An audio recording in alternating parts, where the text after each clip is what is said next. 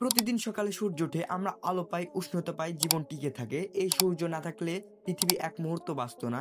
কিন্তু যদি একদিন এই সূর্য নিভে যায়, যদি আলো আর না আসে, যদি সূর্য মারা যায়, তখন কি হবে আমাদের পৃথিবীর? প্রায় 4.6 বিলিয়ন বছর আগে মহাবিশ্বের এক বিশাল গ্যাস মেঘ থেকে জন্ম নেয় এই সূর্য।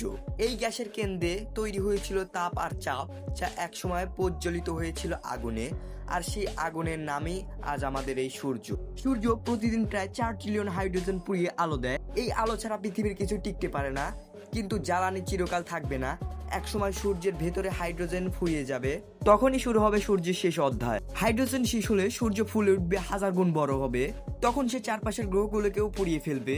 প্রথমে বুধ, তারপর শুক্র, শেষে পৃথিবী আগুনে মিশিয়ে যাবে। সমুদ্র ফুটে যাবে, বায়ুমণ্ডল ছাই হয়ে যাবে, পৃথিবী পরিণত হবে এক লাল জ্বলন্ত মরুভূমিতে। কয়েক মিলিয়ন বছর পর সূর্য তার শেষ আলো ছাড়বে। শ্বেত আর গ্যাস পোড়াতে পারবে না, তার কেন্দ্র ধসে পড়বে, আর সূর্য তখন ছোট মৃত তারা হয়ে যাবে, যাকে বলা হয় হোয়াইট ডার্ক। সেই মৃত সূর্য তখন ফ্যাকাশে আলো ছড়াবে, যেন এক ভুলে যাওয়া নক্ষত্রের স্মৃতি। যখন সূর্য নিভে যাবে, তখন এই সৌরজগৎ অন্ধকারে ডুবে যাবে। কোনো আলো থাকবে না, কোনো তাপ থাকবে না, থাকবে শুধু বরফ, অন্ধকার আর নীরবতা। প্রশ্ন একটাই, সেই সময় কি আমরা বেঁচে থাকবো, নাকি সূর্যের সঙ্গে আমরাও ইতিহাস হয়ে যাব?